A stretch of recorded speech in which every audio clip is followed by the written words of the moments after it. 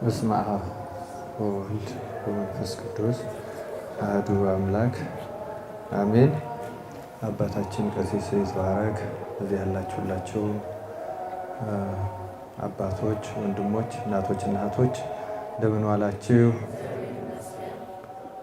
እንደምን ዋላችሁ? እንደምን አመሻችሁ? አሜን። ልዑለ ባሕሪ እግዚአብሔር አምላካችን ስሙ ለዘላለም የተመሰገነ ይሁን። አጥብቃ የማትፈልግ ሴት ማናት?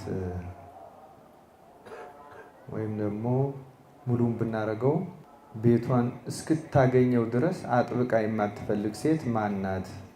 የሉቃስ ወንጌል ምዕራፍ 15 ቁጥር 8 ቁጥር 8 እስከ 10 ያለውን በንባብ አሰማችሁና ይህን ታሪክ መነሻ አድርገን እንማማራለን። እግዚአብሔር አምላካችን ለሁላችን ምስጢሩን ይግለጥልን። ወይም 10 ድሪም ያላት አንድ ድሪም ቢጠፋባት መብራት አፍርታ ቤቷንም ጠርጋ እስክታገኘው ድረስ አጥብቃ የማትፈልግ ሴት ማናት? ባገኘችውም ጊዜ ወዳጆቿንና ጎረቤቶቿን በአንድነት ጠርታ የጠፋውን ድሪሜን አግኝቼዋለሁና ከኔ ጋር ደስ ይበላችሁ ትላቸዋለች። እላችኋለሁ እንዲሁ ንስሐ በሚገባ በአንድ ኃጢአተኛ በእግዚአብሔር መላእክት ፊት ደስታ ይሆናል ይላል። ስለ ቃሉ የእግዚአብሔር ስም የተመሰገነ ይሁን።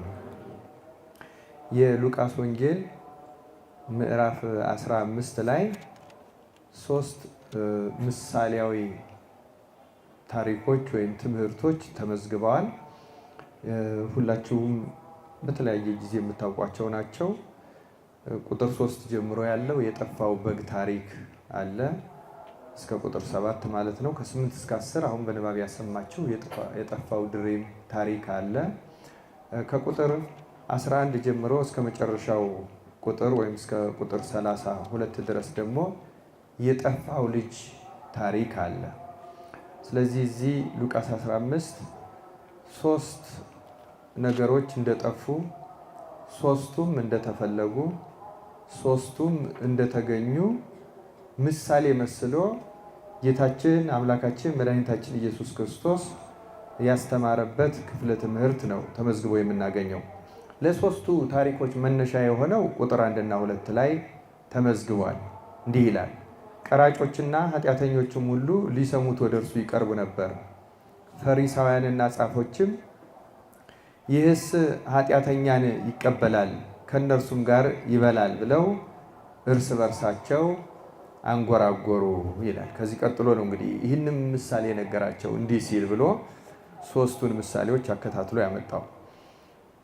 ጌታችን አምላካችን መድኃኒታችን ኢየሱስ ክርስቶስ እነዚህን 3ቱን የጠፉና ተፈልገው የተገኙትን ነገሮች ምሳሌ አድርጎ ያስተማረበት መሰረታዊ ምክንያት ፈሪሳውያን ክርስቶስ በዚያ በዘመነ ሥጋዌ ተገልጾ ስለሚፈጽመው የትምህርትም የተአምራትም መግቦት የነበራቸው አመለካከት በጣም የተዛባ ስለነበረ ነው። ምንድነው የተዛባ ማለት? ፈሪሳዊ ማለት ባጭሩ ራሱን የተሻለ ጻድቅ አድርጎ የሚቆጥር ሰው ማለት ነው። እነሱ እንደዚያ ነው የነበሩ። ከነሱ የተሻለ ሕገ እግዚአብሔርን የሚያውቅ፣ ከነሱ የተሻለ ለሕገ እግዚአብሔር የሚቀና፣ ከነሱ የተሻለ ለወንጌል የሚቆረቆር ወይም ደግሞ በነሱ ለኦሪታቸው ማለት ነው የሚቆረቆር፣ ለቤተ መቅደሱ የሚቀና እንደዚህ ያለ ሰው አለ ብለው አያስቡ ነበረ እና ጽድቅንና ኃጢአትን በህሊናቸው ፈርጀው የጨረሱ ናቸው። ፈርጀው የጨረሱ ማለት እነሱ ጻድቅ ያሉት ጻድቅ፣ እነሱ ኃጥ ያሉት ኃጥ መስሎ የሚሰማቸው ማለት ነው። እግዚአብሔር የሚያጸድቀውና የሚኮንነው በዋናው ፈራጁ እርሱ እግዚአብሔር ተቀምጦ እንዳይፈረድባችሁም አትፍረዱ የሚለው በወንጌል ጎልቶ ቢወጣም በኦሪቱም የተነገረ ስለነበረ እነርሱ ግን የእግዚአብሔርን አሰራር በራሳቸው ሕሊና የጨረሱ ወይም እነሱ ስለ እግዚአብሔር ያላቸው ሐሳብ አለ።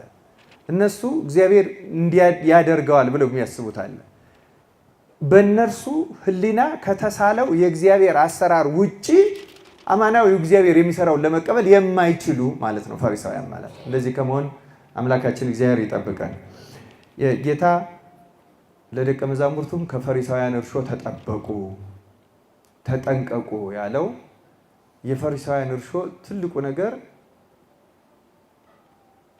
አጽድቆተ ርዕስ፣ ራስን የተሻለ አድርጎ ማሰብ፣ ራስን ጻድቅ፣ ራስን መንፈሳዊ፣ ራስን ጾመኛ፣ ራስን ጸሎተኛ፣ ራስን ወንጌላዊ፣ ራስን እንደዚህ ራሱን እንደዚህ አድርጎ እንደሚያስብ ሰው በእግዚአብሔር ፊት የተጠላ የለም። የሉቃስ ወንጌል እዚሁ ይሄ እንደው ሉቃስ ላይ በተደጋጋሚ ነው የተገለጸ። እዚሁ ምዕራፍ 15 ላይ 18 ላይም አንድ ፈሪሳዊና አንድ ቀራጭ ሊጸልዩ ወደ ቤተ መቅደስ ሄደው የተፈጸመውን ነገር ይነግራቸዋል ጌታ አይደለም። በምሳሌ ምን አለ ፈሪሳዊ ይላል፣ ጌታ ሆይ እኔ አመሰግንሃለሁ፣ በሳምንት 2 ቀን እጦማለሁ፣ ከገንዘቤ አስራትን አወጣለሁ፣ እንደዚህ አደርጋለሁ፣ ስለዚህም አመሰግናለሁ፣ ይልቁንም እንደዚህ ቀራጭ ስላላደረከኝ አመሰግንሃለሁ አለ ይላል።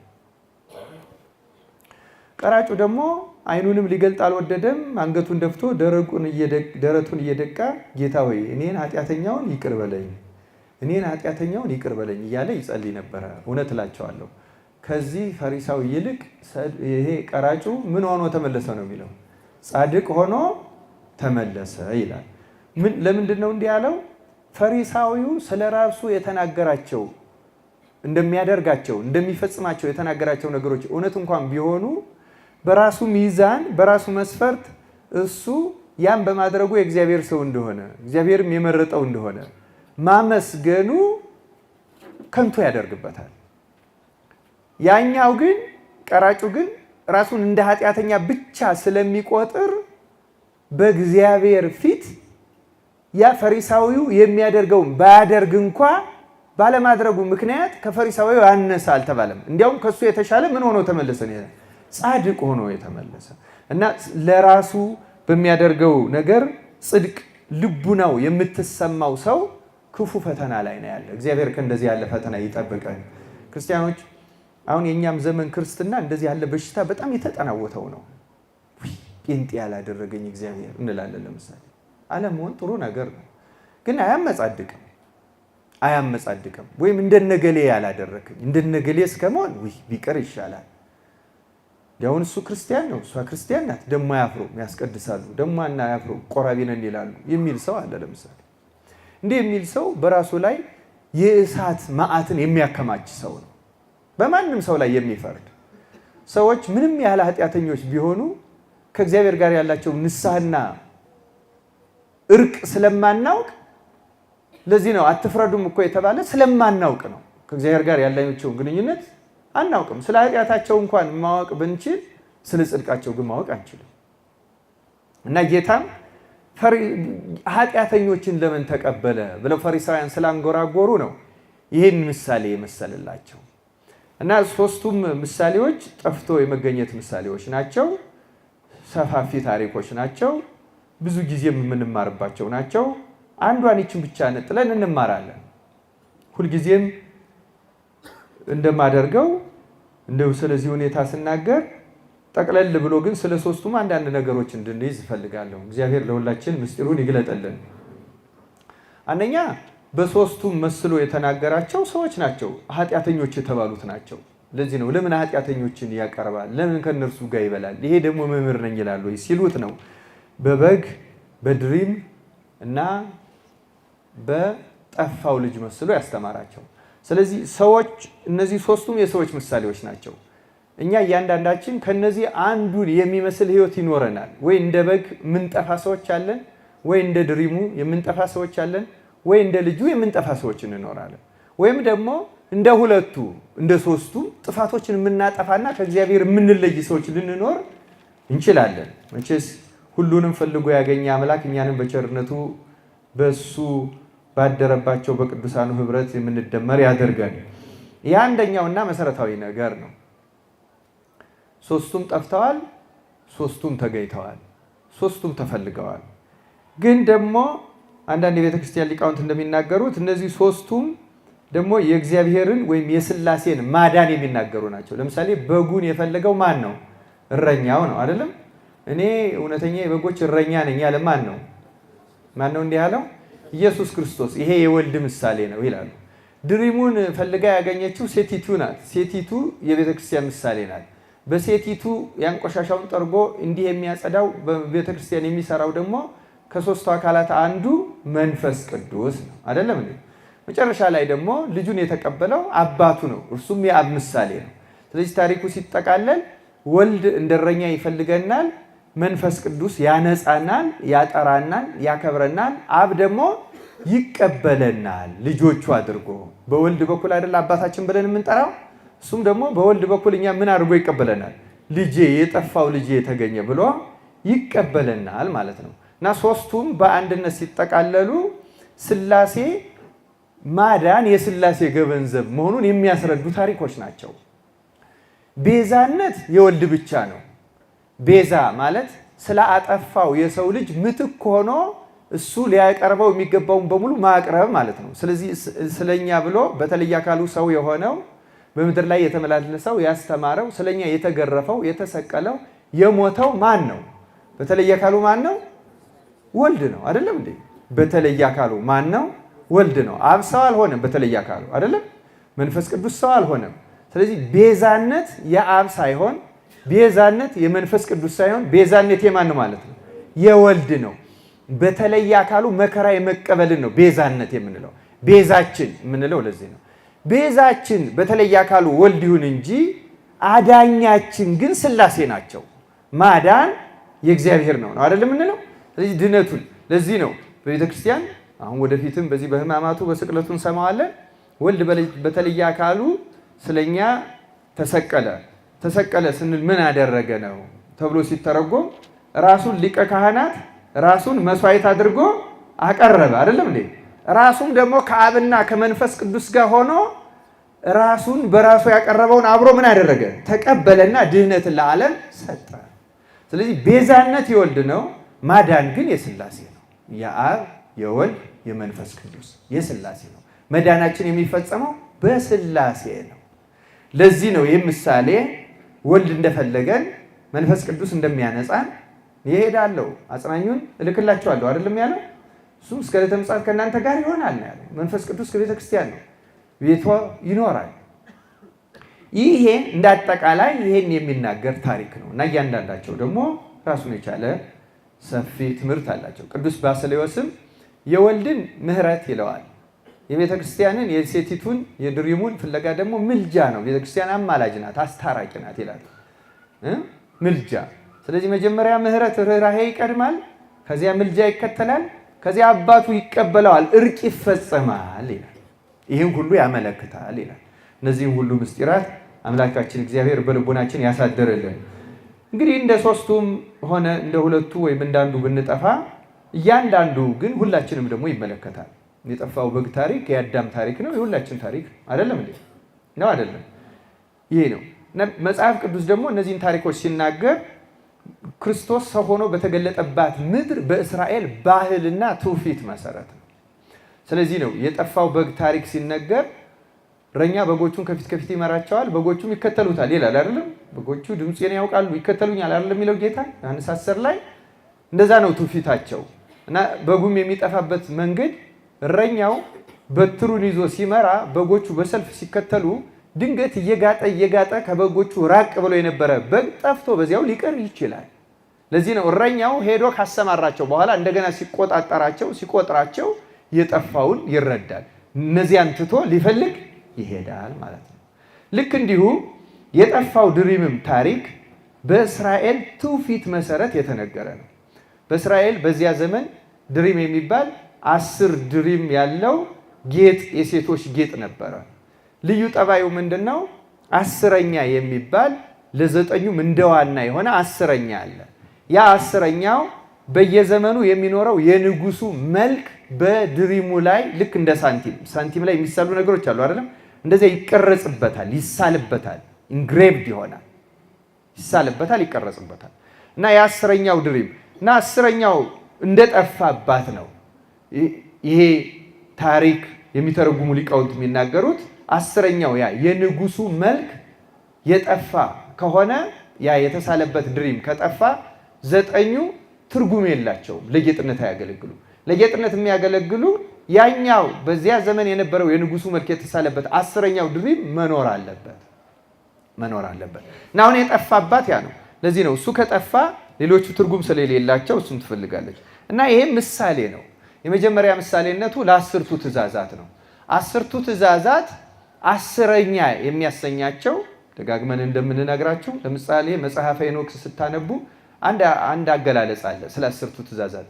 9ኙ ሕግጋትና ኢታምልክ የሚል 9ኙንና 10ኛውን ምን ያደርጋቸዋል ማለት ነው? ይለያቸዋል። 10ኛዋ ማን ናት?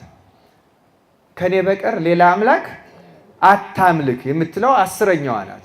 ስለዚህ አንድ ሰው 9ኙን ሕግጋት ቢፈጽም 10ኛዋን ሌላ አምላክ አታምልክ የምትለውን የንጉሱን የክርስቶስን ይችን የሳተ 9ኙ አይጠቅሙትም።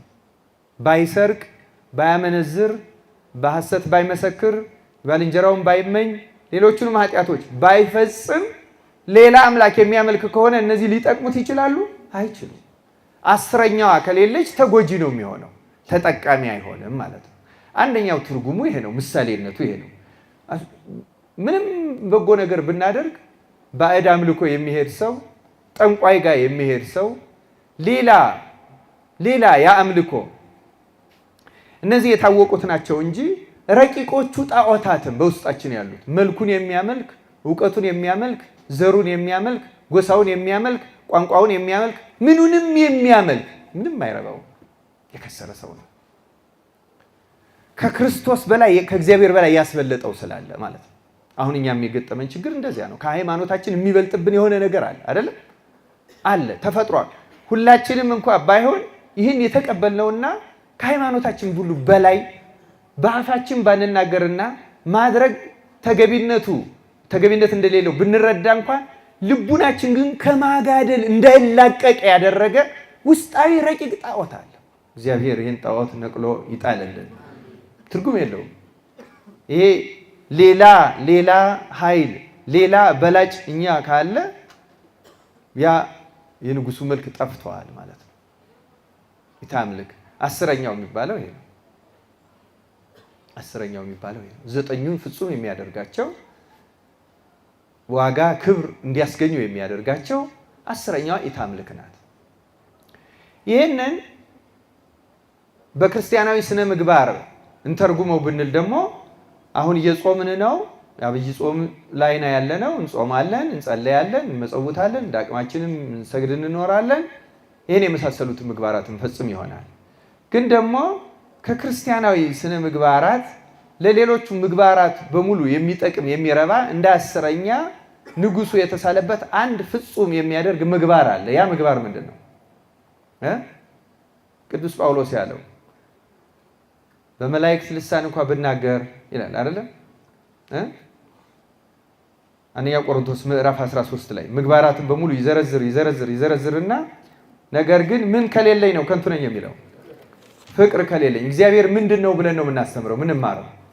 እግዚአብሔር ፍቅር ነው አይደለም እንዴ?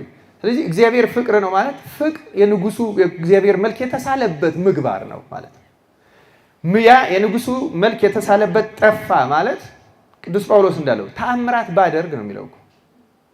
ተአምራት ባደርግ ሰውነቴን ለሰማዕትነት እንኳን ብሰጥ ሁሉን ነገር ብፈጽም ትንሽ ቃላቱንም ማስታወስ አስፈላጊ ሊሆን ይችላል።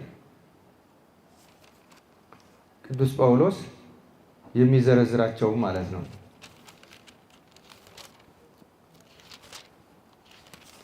እነዚያ ሁሉ ቢኖሩኝ ፍቅር ከሌለኝ ምንድን ነው ያለኝ? ከንቱ ነኝ። በጥቅስ በደንብ አድርገን እናውቀዋለን። አሁን በሰዎችና በመላእክት ልሳን ብናገር ፍቅር ግን ከሌለኝ እንደሚጮህ ናስ ወይም እንደሚንሿሿ ጸናጽል ሆኛለሁ። ትንቢትም ቢኖረኝ ምስጢርንም ሁሉና እውቀትም ሁሉ ባውቅ። በጣም ይገርማል እኮ ይህን ሁሉ ባውቅ አለ። ምስጢርንና እውቀትም ሁሉ ባውቅ ተራሮችንም እስካፈልስ ድረስ እምነት ሁሉ ቢኖረኝ ፍቅር ግን ከሌለኝ ከንቱ ነኝ። ድሆችን ልመግብ ያለኝ ሁሉ ባካፍል ስጋዬንም ለእሳት መቃጠል አሳልፌ ብሰጥ ፍቅር ግን ከሌለኝ ምንም አይጠቅመኝም። አስረኛው ይሄ ከሌለ ምንም አይጠቅም።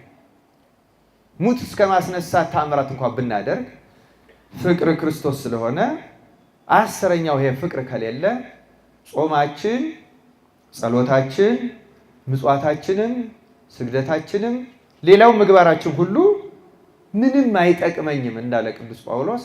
እውቀት ሁሉ ብናውቅ ምንም ተራራ እስከ ማፍለስ ድረስ የሚደርስ እምነት እንኳ ቢኖር እስከ ሰማዕትነት የሚያበቃ ጥብዓት እንኳን በልቡና ቢገኝ ፍቅር ከሌለ ከንቱ ነው፣ ምንም አይጠቅም ይላል እና አንደኛው የንጉሱ መልክ የተሳለበት አስረኛው ድሪም ማለት ይሄ ፍቅር ነው። ይህን ፈልጎ ማግኘት በልቡናችን ውስጥ አስፈላጊ ነው። ሶስተኛ በዚህ በምስጢራተ ቤተክርስቲያን ብንወስደው ደግሞ ምስጢራትን ሁሉ ፍጹም የሚያደርጋቸው ቁርባን ነው። አይደለም እንዴ? ንስሐ ብንገባ ሌሎቹን ምስጢራት ብንፈጽም ካልቆረብ ቁርባን ማለት የክርስቶስ ስጋውና ደሙ። ስለዚህ ክርስቶስ ምን ይሆንብናል? ይታተምብናል ማለት። ያለዚህ ህትመት ሌሎቹ ውጣ ውረዶች፣ መንፈሳዊ አገልግሎቶች ሁሉ ትርጉም አይኖራቸውም ማለት ነው። እንግዲህ የጠፋው ድሪም አጥብቆ የተፈለገው የተባለው ይሄ ነው። በሶስቱም ስናየው በኢታምልክም ብናየው፣ በምግባርም ብናየው፣ በቁርባንም ብናየው ንጉሳችን ማን ነው? የኛ ማን ነው ንጉሳችን? ክርስቶስ አይደለም እንዴ? ክርስቶስ። አሁን እኛ የተቸገርነው በእኛ ካሉ ጌጦች መንፈሳዊ ምግባራት ሁሉ ይሄ ክርስቶስን ተስሎበት የሚታየው ድሪማችን ወይም የህይወታችን ክፍል ጠፍቷል። ለዚህ ነው ጌታ በወንጌል ይሄ ከሆነ ነው ሰዎች ናቸው ኃጢአተኞችን ይወዳል ለምን ትሉኛላችሁ? ልክ ነው። ኃጢአተኞች ማለት ያጡ እግዚአብሔር በእነሱ የማይታይባቸው ንጉሱ የጠፋባቸው ናቸው። አይደለም እንዴ? እነሱም ፈልጋ የማታገኝ ሴት ማን ናት? ወይም እንዲህ የማታደርግ ቤተክርስቲያን ማን ናት? ይህን አገልግሎት የማትፈጽም ቤተክርስቲያን ምን አይነት ልትሆን ትችላለች ነው። እና ምሳሌው በብዙ መንገድ ልናየው እንችላለን። ለዛሬው አንድ መሰረታዊ ነገር እንማራለን። ይሄችን እስካሁን ያለውን እንደ መግቢያ አድርገን በዚህ መነሻነት አንዲት ሀሳብ ለመያዝ እንሞክራለን። አምላካችን እግዚአብሔር ምስጢሩን ለሁላችን ይግለጥልን። በክርስትና ህይወት ውስጥ በምናደርገው እድገት የትኛውም ክርስቲያን ሊሄድባቸው የሚገባቸው የመንፈሳዊ ህይወት ደረጃዎች 3 ናቸው። ስንት ናቸው? 3 ናቸው። ከዚህ የወጣ የለም። እነዚህም በብዙ ደረጃ መከፋፈል ይቻል ይሆናል። ለምሳሌ 10ሩን የብቃት ደረጃዎች በ3 ይከፍሏቸዋል አይደለም? ንጽሐ ስጋ፣ ንጽሐ ነፍስ፣ ከዛ መጨረሻ ምን ይሆናል? ንጽሐ ልቡና። እንግዲህ አደራደሩን ምን እነዚህ እያንዳንዳቸው ለንጽሐ ስጋ ምን ነው የምንፈጽመው እያል 10ሩን ማዕርጋት በዚህ በ3ቱ ነው የሚከፈሉ። በ10 አንድ ሰው ይደርድረው፣ በ16 ይደርድረው፣ በ20 ይደርድረው፣ ከነዚህ የሚያልፍ ግን የለም ከ3ቱ ደረጃዎች። አሁን 3ቱ ደረጃዎችን ደግሞ አሁን ዛሬ ነው የምናገረው። አሁን በዚህ በንጽሐ ስጋ፣ በንጽሐ ነፍስ፣ በንጽሐ ልቡና የሚነገሩትን በሌላም የመጀመሪያው የአንድ ክርስቲያን የመንፈሳዊ ህይወቱ መሰረታዊ የህይወት ደረጃው የመጀመሪያው ንጽ ነው እንደሰማችሁት። እንዲሁም ለሶስቱም ንጽ እየተባለ ንጽሐ ስጋ፣ ንጽሐ ነፍስ፣ ንጽሐ ልቡና ማለት የስጋ መንጻት፣ የነፍስ መንጻትና የምን መንጻት ነው? የልቡና መንጻት ነው። እና እነዚህን መንጻቶች እያንዳንዳቸውን ደረጃ በደረጃ ስናያቸው በጥብቅ የተገናኙት መንጻት ጋር ነው። ግን 3ቱ የህይወት ደረጃዎች የሚባሉት እነዚህንም በሌላ መንገድ ስንገልጻቸው የመጀመሪያው መንጻት ነው። በቃ ንጽ ለማንኛውም ክርስቲያን አስፈላጊ፣ ለማንኛውም የመጀመሪያው መሰረታዊ ደረጃ ከኃጢአት ምን መሆን? መንጻት። ሁለተኛው ደረጃ አንጽሖ ነው። እንግዲህ የመጀመሪያው። ሁለተኛው ደረጃ ደግሞ አብርሆ ነፍስን፣ ንጽሐ ነፍስ የሚባለው ይሄኛው ነው። ነፍስ ስትበራ ስትገለጥ። ሶስተኛው ክርስቶስን መምሰል ወይም ለባሴ ክርስቶስነት። እነዚህ ናቸው። የመጨረሻው አንድ ቅዱስ ሲበቃ ክርስቶስን ነው የሚመስለው። ቅዱስ ጳውሎስ እንዳለው እኔ ክርስቶስን እንደምመስል እናንተ ማንን ምሰሉ? ክርስቶስን እኔን ምሰሉ ነው ያለው እሱ። ስለዚህ የመጨረሻው ክርስቶስን መምሰል ነው። ክርስቶስን ለመምሰል ቅዱሳንን መምሰል ይቀድማል። ሐዋርያትን መምሰል ይቀድማል። ነቢያትን ደጋጎችን መምሰል ይቀድማል። አብርሃምን ደገኛው ምዕመን መምሰል፣ ኢዮብን መምሰል ይቀድማል። እነዚህ ናቸው የማንኛውም የክርስትና ህይወት የመንፈሳዊ ህይወት ደረጃዎች። ከዚህ ውጭ የሆነ የለም። ሄዶ ሄዶ ክርስቶስን መምሰል ነው። ለዚህ ነው ስለ እመቤታችንም ስንናገር መልኳም የማን መልክ ይመስላል? ሐሳቧም እንደማን ሐሳብ ነው? የመጨረሻው ክርስቶስን ፍጹም ሆኖ መምሰል። ራሱ ክርስቶስን መሆን አይቻልም። ያ ማለት የክርስቶስ የአምላክነቱ ክብር መጠን አለው እንደማለት ስለሆነ ኑፋቄ ይሆንብናል። የእግዚአብሔርን የክብሩን መጠን ሊያውቀውም ይችላል፣ ሊደርስበትም ይችላል። እዛ የሚደርስ ፍጥረት የለም። ግን ቅዱሳንም ድል ነስተው በሰማይ እንኳን ከሄዱ በኋላ በመቅድመ ወንጌል ላይ እንደተጻፈ ወይትወሰክ ሎሙ ስን በዲበ ስን በክብር ላይ ክብር ምን ይሆንላቸዋል ይላል፣ ይጨመርላቸዋል። እየተጨመረላቸው እየበቁ እየጠሩ የበለጠ ቅዱስ ጳውሎስ እንዳለ ወደዚያ ይሄዳል። እና አሁን ወንጌሉ የሚለው ምንድነው? ያ 10ኛው ድሪም ያልካችሁ የንጉሱ መልክ የተሳለበት ድሪም ነው አይደለም? እሱ ቢጠፋባት ምን ታደርጋለች ነው ያለው። መብራት አብርታ ቤቷን ጠርጋ እስክታገኘው ድረስ የማትፈልገው ማናት ነው። ስለዚህ ቤተ ክርስቲያን ምንድነው የምታደርገው ስንል በአማኞቿ በልጆቿ ላይ የጠፋውን የክርስቶስ መልክ እስከምታገኘው ድረስ ምን ታደርጋለች ማለት ነው? ቆሻሻውን ትጠርጋለች፣ መብራቷን ታበራለች። ያን የጠፋው መልክዓ ክርስቶስ ተስሎባቸው እስክታገኝ ድረስ ይህን ማድረግ አታቆም። እስክታገኘው ድረስ ክርስቶስን እስኪመስሉ ድረስ ያ መልክ እስኪሳልባቸው ድረስ። ግን አሁን እኛ እዛ ክርስቶስ መምሰል የመጨረሻው የቅዱሳኑ ማዕረግ ስለሆነ እኛ የምንጀምረው ከየትኛው ነው? ወደዚያ ለመድረስ የመጀመሪያው ደረጃ ምንድን ነው ብለናል? አንጽሖ ቤቷን ምን አድርጋ ነው ያለው? ጠርጋ አይደለም? ጠርጋ ማለት እኮ ቤተ ክርስቲያን ወይም እያንዳንዷ ነፍስ ህሊናዋን፣ ልቡናዋን፣ ሰውነቷን፣ ህዋሳቶቿን ከኃጢአት ታጸዳለች ማለት ነው። ከኃጢአት ሳንነጻ መንጻትን ሳንጓዝበት ክርስቶስን ወደ መምሰል መሄድ አንችልም። አሁን እኛ ግራ የምንጋባው ለምንድን ነው? ተምረን የማናስታውሰው ለምንድን ነው?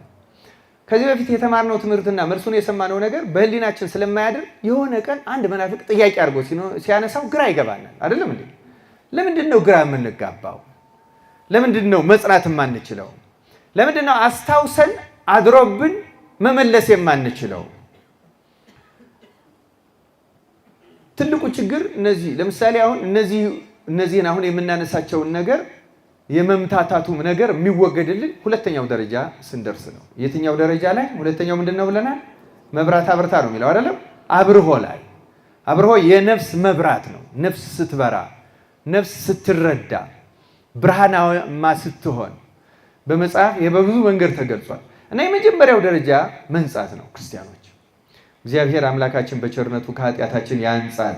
ይህም ሁሉ ቤተክርስቲያን ስርዓት የሰራችው እንድንነጻ ነው። ስግደቱን የሰራችው፣ ጾሙን የሰራችው ሰውነታችን እንድንገታ፣ ራሳችን እንድንገዛ፣ በመብል እንስሳ ብቻ መስለን እንዳንጠፋ፣ ከዚያ ከእንስሳዊ ባህሪ እየተገታን እየተቆጠብን ወደ ሰውነት፣ ከሰውነት ወደ መላእክነት እንድንሻገር ነው የቤተክርስቲያን ስራዋ። ሁልጊዜም የምታደርገውም ይሄ ነው። ቃለ እግዚአብሔር የምንማረው ያ ነው። አሁን ቃለ እግዚአብሔር ማብራት ነው፣ ራሱ መመገብም ነው፣ መጀመሪያ ማንጻትም ነው። ቃሉ ያነጻል አይደለም እንዴ? ቃሉ ያነጻል። ጌታ ተደጋግሞ እንደተናገረው በወንጌልም ላይ ደጋግሞ እንደገለጸው ቅዱሳን ሐዋርያትም ነቢያትም እንደገለጹት ቃሉ በእውነቱ አይነ ነፍሳችን እንዲገለጥ ወደ እግዚአብሔር በበጎ ሕሊና እንድንመለስ የሚያደርግ የእግዚአብሔር ቃል ነው። አሁንም በቃሉ ያንጻን ይቀድሰን። የተወደዳችሁ የእግዚአብሔር ቤተሰቦች በዚህ ጾም በዚህ ሱባኤም ሆነ በሌሎቹ ጾሞችና እንደው አንዱ የኛ ትምህርት ይመስለኛል እናንተንም የሚያሳስታችሁ ለጾሙ ልዩ ትኩረት መስጠት በጣም ተገቢ ነው። ግን አንዳንድ ጊዜ ስለ ጾሙ ትኩረት ስንሰጥ ፋሲካ ላይ ትኩረት መስጠት የሌለበት ያስመስላል። አይደለም? ያስመስላል አይደለም? ሰውም ልክ አሁንማ ተፈታ ይልና እንዴ ትንሽማ ዘና ማለት ያስፈልጋል እንላለን። ፋሲካ እኮ የበለጠ ነበር። እንደውም ከጾሙ ወቅት ጾም የለውም እንጂ ምሳሌ እኮ ነው። ለምሳሌ አሁን ፋሲካ እኛ በዓለ 50ውን ቀን የምንበላው የመንግስተ ሰማያት ህይወት ምሳሌ ስለሆነ ነው። በመንግስተ ሰማያት ጾም ስለሌለ በመንግስተ ሰማያት ስግደት የለም። አይደለም እንዴ? በመንግስተ ሰማያት ቀኖና የለም። ጾመህ ተጋርለህ ጾመሽ ተጋርለሽ ብትጨርሽ እንዲህ ያለ እረፍት ያለው ህይወት ትገባለህ ነው እኮ። 50 ቀን ዓርብ ረቡዕ የሉበትም እንደ አንድ ሰንበት ነው ማለት። በመንግስተ ሰማያት የአውራ መለዋወጥ የለም፣ ክረምት በጋ የለም፣ ቀን ሌሊት የለም አይደለም እንዴ?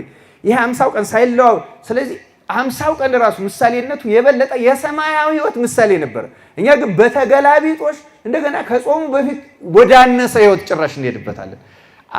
አማኝ የሚኖረውን ህይወት ከኖርን በኋላ ወደ መላእክት ህይወት በሚገባበት ጊዜ ወደ አህዛብ ህይወት እንመለሳለን። ጭራሽ ከነበርንበት ወርደን ማለት እንጂ እኮ ያኛው ህይወቱ ራሱ ከነበርንበት ወደ ተሻለ የመግባት ምሳሌ ሰው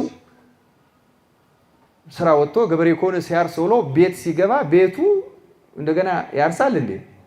አያርስም አይደለም እንዴ? አያርስም። የእረፍት ነው ቤቱ። ግን ደግሞ ቤቱን እረፍት መሆኑን ረስቶት የአውሬ ጠባይ ቢያሳይ ደግሞ እንደው እዛ ያሉትን በጎች ሁሉ እበላለሁ ቢል ከእርሻው ወደ ጫካው ሄደ ማለት ነው። የሰው አይደለም ወደ አውሬ ነው ወደ እና እኛም አንዳንድ ጊዜ ከጾሙ በኋላ ወደ መላእክት ህይወት በዓለ ሃምሳ ወደ መላእክት ህይወት ወደ ሰማይ ህይወት መግባቱን እንረሳውና እንደገና ወደ አህዛብ ህይወት ተነስተን ተመልሰን እንሄዳለን። ቃሉን ስናገረው ነው እንዲሁ ይሄ ጾም ስል ከጾሙ በኋላ ያለው ከዚህ ያነሰ ማለት አልነበረም፣ የበለጠ ነበር። እንደውም ሀብሳቱ ገብቷቸዋል አይደለም? እግዚአብሔር በህሊናችን ይቅረጽልን። ግን በዚህ ጊዜ ትጋት የምንጨምረው ለምንድን ነው? ትጋት የምንጨምረው ወደ በዓለ ሃምሳው ደርሰን የምንደሰተው ተጋድሏችን ወደዚያ እረፍት ለመግባት ነው። ወደዚያ ከክርስቶስ ጋር ዘላለም በደስታ ዘላለም በህይወት ዘላለም እርሱን በመምሰልና እንደ ቅዱሳን ክብር እየተጨመረልን ወደምንኖረው ህይወት ለመግባት ነው። የመጀመሪያው ግን መንጻት ነው። ያቃተን ደግሞ ይሄ ነው። በእርግጠኝነት ይሄን ከቻል ሁለተኛው ቀላል ነው። ስንነጻ እኮ ከዚያ በኋላ ያ የእግዚአብሔር ብርሃን ራሱ በነፍሳችን ውስጥ ይበራል፣ በህሊናችን ውስጥ ይበራል። ከዚያ በኋላ ይገለጻል። ለምሳሌ መብራት ምንድን ነው የሚለውን ትንሽ ለማብራራት እሞክራለሁ። ግን መንጻትን ራሱ በአንድ ቀን የምንማረው አይደለም። ምክንያቱም እነዚያ ሁሉ መጻሕፍት የተጻፉት ስለ መንጻት ነው አይደለም እንዴ? ሁሉ አገልግሎት እኮ ስለ መንጻት ነው። እያንዳንዱም በየሌላውን ጊዜ የምንማረው ትምህርት ስለ መንጻት ነው። ነፍስን ስለ ማጥራት ነው፣ ስለ መንጻት ነው።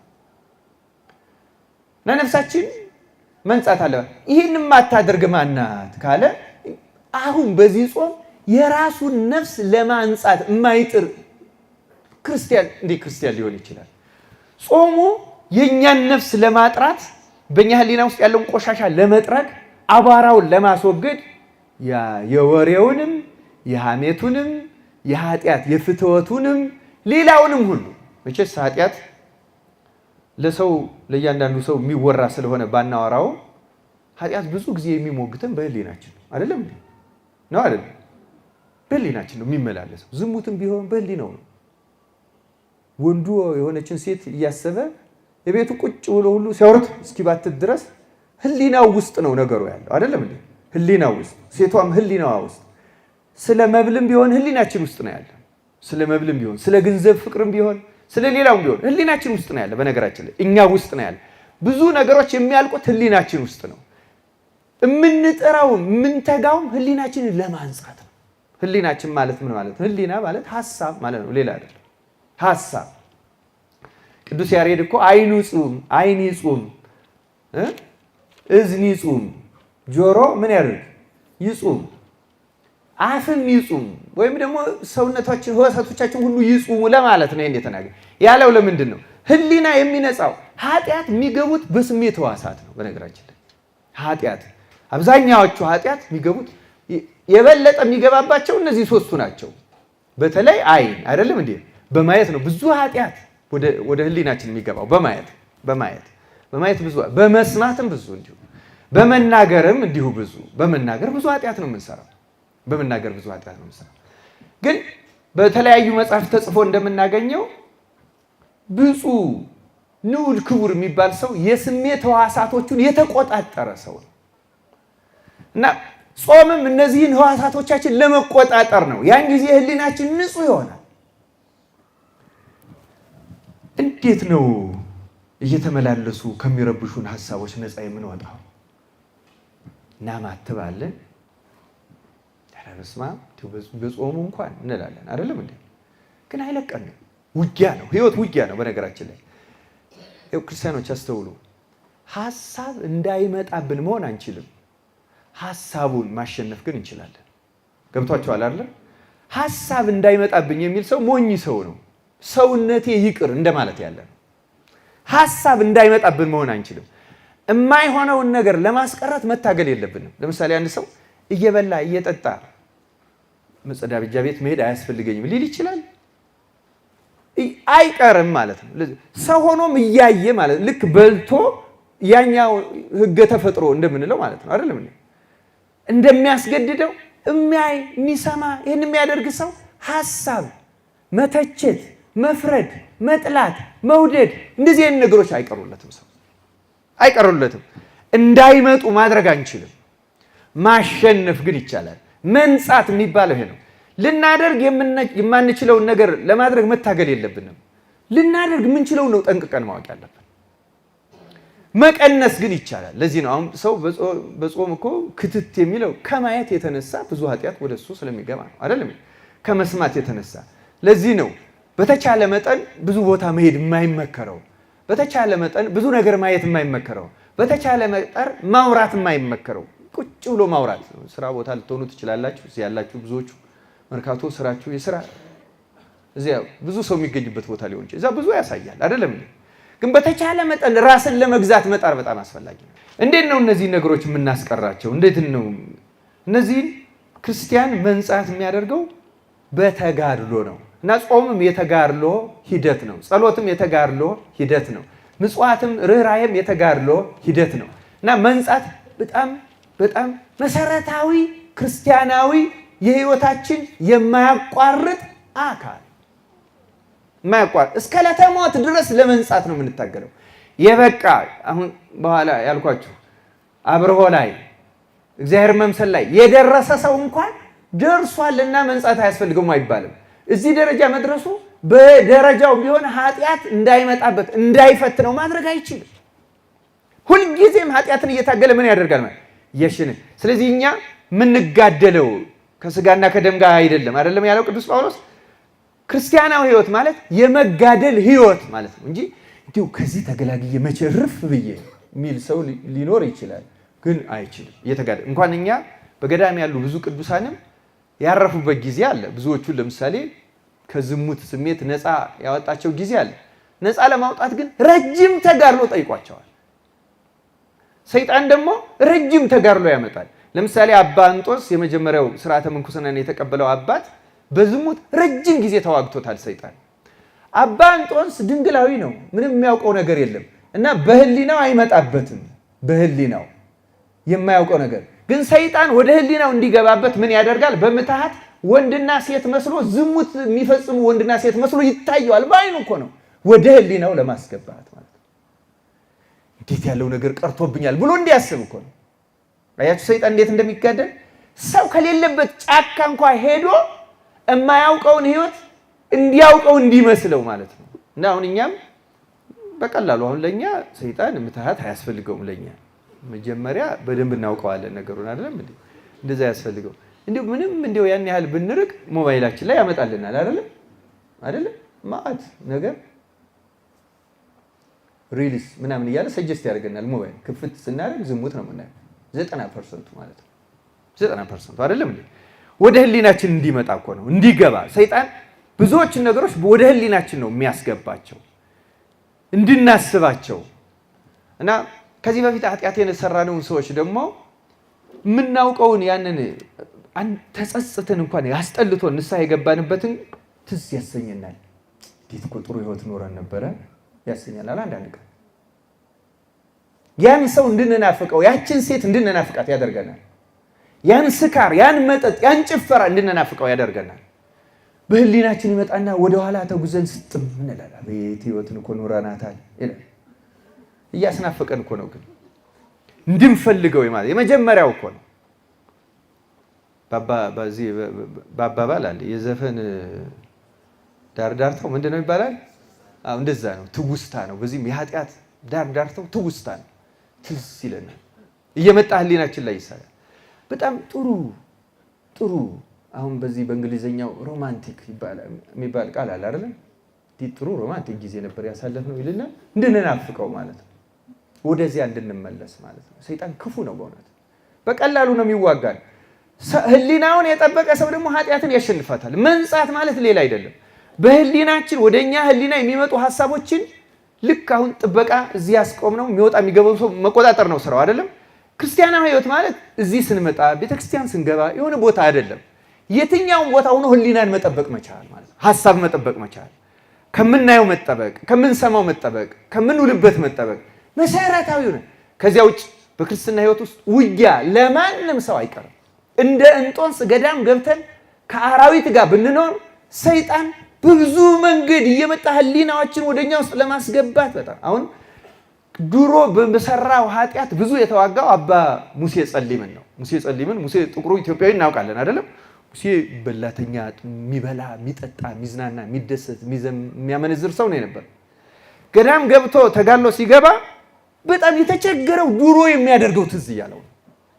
የተወው ነገር ነው የሚናፍቀው። ተጋድሎ ማለት ይሄ ነው፣ ሌላ አይደለም። ስለዚህ እነዚህ ሐሳቦች መምጣታቸው በራሳቸው እኛን ኃጢአተኞች አያደርጉንም። ኃጢአተኞች የሚያደርጉት ሲያሸንፉ ነው። ገብቷቸዋል አይደል? እኛ ደግሞ መንፈሳዊ ስራ የምንሰራው እነዚህን ከኛ አእምሮ ምን ለማድረግ ነው? ለማውጣት። ብዙ ጊዜ እናገረዋለሁ። ለምሳሌ ንስሐ ዘማዊው ምን ታደርጋለች? ተናገሩት እንጂ ድንግል ግን ድንግል እንዴት ነው ምን ሆነው?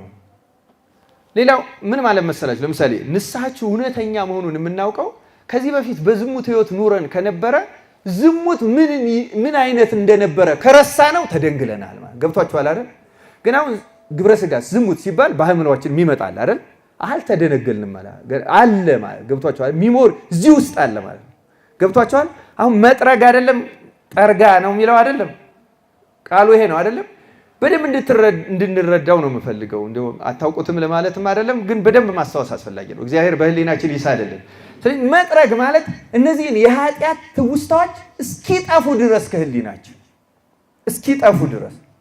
እስኪጠፉ ድረስ አንድ ሰው ከተጋደለ ዝሙት የሚያደርጉ ሰዎች እንኳን እያየ ዝሙት የሚያደርጉ መሆናቸውን ላያስታውስ እስከሚችል የሚደርስ ሰው አለ። ለምሳሌ አንድ ወንድ በዝሙት የሚፈተን ከሆነ መልከኛ ሴት ባየው ጊዜ ሁሉ ሊደነግጥ ይችላል አይደለም?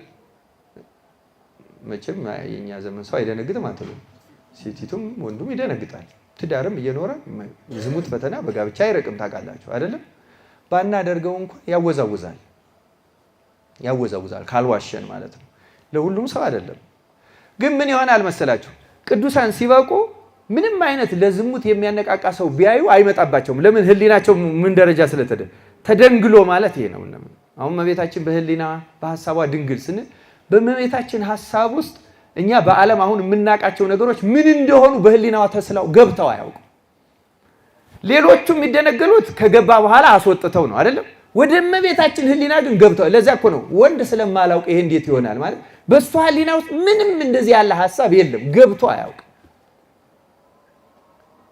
ያው የእመቤታችን ለመናገር ለማስረዳት አስቸጋሪ ነው። እውነቱን ለመናገር እኛ ያለንበት ርቀት እኮ ነው የሚያስቸግረን። ያለንበት ርቀት እሷ የደረሰችበትን ለመረዳት በጣም ያስቸግረናል። ብዙ ጊዜ እንደምናገረው አንድን ምንም ቴክኖሎጂ የማያውቅ ገበሬ አሜሪካ ያለን ሰው ቻት እያደረኩት ነው እንዲህ አለኝ ብንለው በየት ሄዶ እንደሚለው ማለት ነው ለመረዳት ስለማይችል ሳይሆን እኔ የተማርኩትን ሳይንስ ስላልተማረ ማለት ነው አይደለም። ስለዚህ ያ ርቀት እንደሚገድበው እኛም አሁን የእመቤታችን ድንግልና የማይገባ ምን ያህል ክቡር እንደሆነ እኛ ሌላ ርቀት ላይ ነው ያለነው። ልክ እንደዚህ ገበሬ ማለት ነው ምንም ፊደል እንዳልቆጠረው ሰው በኃጢአት ምክንያት በጣም ሩቅ ቦታ ነው ያለነው። እግዚአብሔር በቸርነቱ ያንጻል እንጂ ክርስቲያኖች መንጻት አለብን። ግን እንዴት ነው የምንነጻው ታዲያ? እንዳልኳችሁ 50-60 ትምህርት ብንማር አያልቅም ይሄ። ምክንያቱም ተጋድሎቹ በጣም ብዙዎች ናቸው፣ ኃጢአቶቹም ብዙዎች ናቸው አይደለም? ለምሳሌ በእኛ ቤተክርስቲያን ሊቃውንት አገላለጽ ፍትወት የሚባለው ከህሊና አልወጣ ያለ ተመላልሶ የሚመጣ የኃጢአት ሐሳብ ማለት ነው። በእንግሊዘኛ ፓሽን የሚሉት። ለምሳሌ የሆነ ጊዜ የኃጢአት ስሜት ተሰምቶን ስንርቅ ምንረሳው ትዝም አይለን አለ አይደለም? እሱ ምን ማለት የማይለቀን ግን በሄድንበት ሁሉ ወደ ህሊናችን የሚመጣ በጣም ፈተና የሚባለው ያ ነው። በነገራችን ከኛ ጋር አይለይም። አንዳንድ ጊዜ ቤተ መቅደስ ቆመን እየጸለይን ሁሉ የሆነ ሰው ጉልብ ይልብናል አይደለም? አይለቀንም፣ እየጾምን አይለቀንም። ይሄን ማስለቀቅ ነው መጥረግ፣ ጠርጎ ማውጣት ማለት መንጻት ማለት ይሄ ነው። እንዴት ነው እንዲህ ያለውን እንዴት ነው የምንዋጋው? ምሳሌ ሱስ ሊሆን ይችላል። ለምሳሌ አንድ ሰው ሱስ ስካር ሊሆን ይችላል። ሌላም እንደው ቀላል እንደው ብዙ ትኩረት የማንሰጠው ሐሰት ብዙ ጊዜ ሐሰተኝነት አለብን አይደለም? ሐሰት በመጽሐፍ ቅዱስ 3 ደረጃ አለው። መጽሐፈ ምሳሌ ምዕራፍ 16 ላይ እንደተገለጸው እግዚአብሔር 6 ነገሮችን ይጠላል በሚለው አንደኛ ሐሰተኛ ምላስ ይላል አይደለም? ይላል አይደለም? ይላል። ሐሰተኛ ምላስ ይላል። ሐሰተኛ ምላስና ከዚያ ደግሞ በወንድሙ ላይ በሐሰት የሚመሰክር ይላል አይደለም? ደረጃቸው ሁለቱም ሐሰት ነው፣ ግን ይለያያል። ከዚያ ደግሞ በወንድማማች መካከል ጠብን የሚዘራ ይላል። ሶስቱም የሐሰት አይነት ነው፣ ግን ደረጃቸው ይለያያል። ሐሰተኛ ምላስ ማለት ከልማድ ከመሆኑ የተነሳ በማያስዋሸው ሁሉ የሚዋሽ ማለት ነው። ጫማ ሲያምር ሲሉት 200 ከገዛው 700 እኮ ነው የገዛው ቀላል መስሏል የሚል ሰው አለ። ማለት ዋጋውን ሳይጠየቅ የሚናገር ሰው ማለት ነው። ልማድ ነው። አሁን ይሄ ልማድ ስለሆነ ዝም ብለን ሐሰተኛ ምላስ ማለት ይሄ አሁን ቀለል ያለው ነው፣ ግን ከልማድ የተነሳ እናቆመው እና ማቆም እንፈልግና ያቅተናል። ፈተና ሆኗል የሚባለው ይሄን ጊዜ ነው። ማቆም እንፈልጋለን፣ ግን ሳናስበው ዋሽተን እናገኘዋለን ለራሳችን አይደለም እንዴ? እንዲህ አልልም እንልና እና አሁን ይሄ ልምምድ ይጠይቃል። ምን አይነት ልምምድ? አንደኛ ውጊያ ይጠይቃል። መንጻት፣ መጥረግ ማለት እንዴት ነው ይሄ የሚቀረው ማለት ነው። ለምሳሌ የምላስን ነገር ይሄ ያልተገባ በመናገር የሚፈተን ሰው ሊያደርጋቸው የሚገባውና በዝሙት የሚፈተን ሰው ሊያደርጋቸው የሚገባው ይለያያሉ ማለት ነው። እርግጥ ከምላስ ጋር ዝሙትም በጥብቅ የተገናኘ ነው። መቼም ወደዛ የማይመራ ነገር የለም እና ይሄኛው የገጠመው ሰው ግን አንዱ የሚያለማምደው ራሱን ስጠየቅ ምን መልሳለሁ ብሎ በህሊናው ማሰብ አለበት። ራሱ እንዴት ነው መመለስ ያለብኝ? ለምሳሌ አይደለም ነው ከማለት በፊት ሌላ መስል ሊናገር ይችላል። ምሳሌ ለመግለጽ ያስቸግረኛል እንጂ በየህይወታችን እንዲህ አይነት ልምምድ ይፈልጋል ባጭሩ። ሁለተኛውና መሰረታዊው ግን ጸሎት ነው።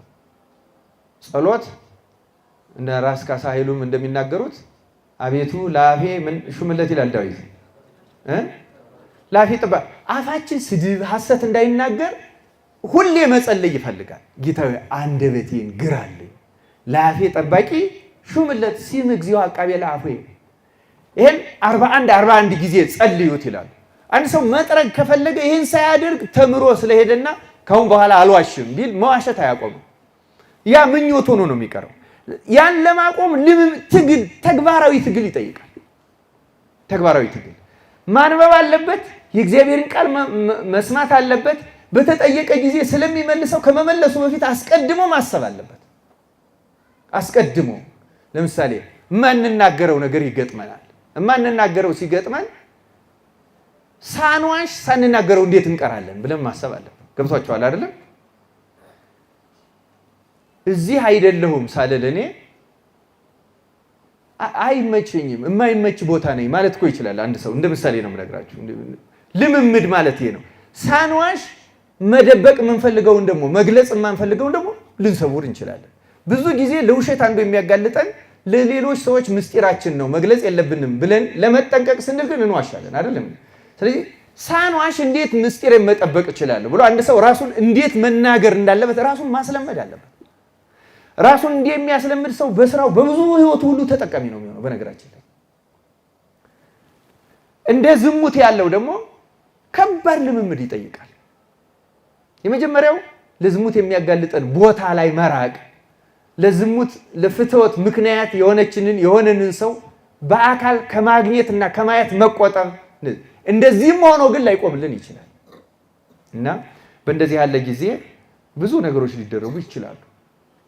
አንደኛው አሁን አንድ ሊቀ ጳጳስ አንድ የገዳማዊ አባት ምን መከረው?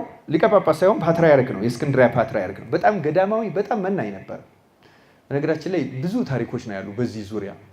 እንዲያውም አንድ ፓትርያርክ ደግሞ አንድ በጣም የበቃ ገዳማዊ ረድ አድርጎ አምጥቶት እንደዚሁ ፈተና ገጥሞት ያደረገዋል። ልቀቀኝ ቢለው ጳጳሱ አለቀው ሲል የቤተ መቅደሱ ልብሶች ሁሉ ቆራረጠበት፣ ልብሰ ተክህኖቹን በሙሉ። ማን ነው ይሄን ያደረገው? እኔ። ለምን እንዲህ ያደረገ? አሰናብተኸኝ ወደ ገዳሜ ተመልሼ ነፍሴን በዝሙት ከመጥፋት ካላዳንኳት ሌላ ጥፋት ማጠፋለሁ። በዚህ ምክንያት ቀኖና ሰጥቶ ላከው። ሰው ነው አይደለም እንዴ? ሰው ነው። ፓትርያርኩ ግን በጣም በቅድስና በብቃት መላእክት የሚያይ ከብቃት በኋላ ፓትርያርክ ሆኖ ከተማ ከገባ በኋላ ዝሙት ፈተና አስቸገረው እና ማንኛውንም መንፈሳዊ ተጋድሎ ያደርጋል። ረጅም ይጾማል፣ ይጸለያል፣ ይሰግዳል፣ አልጠፋለት ይላል። እና ተመልከቱ አንዳንድ ፈተና እንዴት ረጅም ጊዜ እንደሚቆይብን። በኋላ ወደ ገዳሙ ሄደና ለበቃው አባት ለአረጋዊው አባት አማከረው። ይህንን ማረኩ አለቅ አለኝ አለው። እንደዚህ ሲጸና እንደዚህ ያለ ፈተና የሚለቀው በትህትና ተግባር ነው። ስለዚህ አንድ የትህትና ተግባር የተናቀ ስራ በስውር ስራ ያን ጊዜ እግዚአብሔር ትዕግስትን አይቶ ያጠፋልሃል አለው። ከዚያ ይሄ ፓትርያርክ ምን አደረገ ይላል ስንክሳሩ ላይ ተጽፏል። በነገራችን ላይ ለ2 ዓመት ያህል የገዳማውያኑን ቆሻሻ በሌሊት እየተደበቀ እየወሰደ ቆሻሻ ቦታ መድፋት ያዘ። የትኛውንም ቆሻሻ ማለት 2 ዓመት ቆሻሻ ከደፋ በኋላ ፓትርያርክ ሆኖ ይህን ስላደረገ እግዚአብሔር ስለ ትህትናው የዝሙትን ጾር ነቅሎ ጣለለት ይላል። ታግሎ ምን አደረገው ማለት አሸነፈው። ክርስትና ማለት ይሄ ነው። ታግሎ ማሸነፍ 2 ዓመት ሊፈጅብን ይችላል፣ 1 ዓመት ሊፈጅብን ይችላል፣ 6 ወር ሊሆን ይችላል፣ 10 ዓመት ሊሆን ይችላል፣ 9 ዓመት። አባ ሙሴ መጸሊማው ብዙ ዓመት ነው የፈጀበት ከገዳም ሳይወጣ አንድ በዓት ተከቶ። ምክንያቱም ድሮ በኃጢአት ስለኖረ ብዙ ትውስታዎች አሉት። ሰይጣን እነዚያን እያመጣ ይረብሻል። በተደጋጋሚ እያለቀሰ ይጸልያል። እያለቀሰ አንዳንዶቹ እኮ ቤት የሚዘጋባቸው በዚያ ስሜት ውስጥ አድርጎ አስጠፍቶ አውጥቶ ሊያስጠፋቸው ሁሉ ይችላል። ሰይጣን በጣም ክፉ ነው። ሰይጣን እኛ እንደነሱ አይደለን፣ በዚህ ዓለም ነው የምንኖረው። ግን ነፍሳችን ህሊናችንን ለማንጻት መታገል አለብን። ሌላው ቀርቶ ይገርማቸዋል። ህሊናችንን ለማንጻት አምነን ተጋድሎ ስንጀምር የእግዚአብሔር እርዳታ አይለየንም። በእውነት የእግዚአብሔር እርዳታ አሁንም እግዚአብሔር እርዳታውን አያረቅብህም። የተወደዳችሁ እግዚአብሔር ቤተሰቦች ትህትና የብዙ ኃጢአት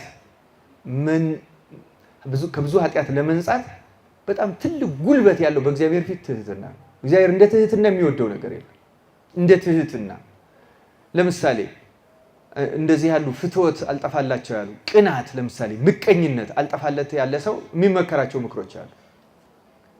እንደዚህ ያለ ሰው ከሚመከራቸው ምክሮች አንደኛው ትግሃት ሌሊት ማለት ቤተክርስቲያን አገልግሎት ባለው ቁጥር ሄዶ ማደር አንደኛው ነው። በዚያም ሰውነቱን ማድቀም፣ በዝማሬው በምኑ ነፍሱን መመገም አጥብቆ። ሁለተኛው መሬት ላይ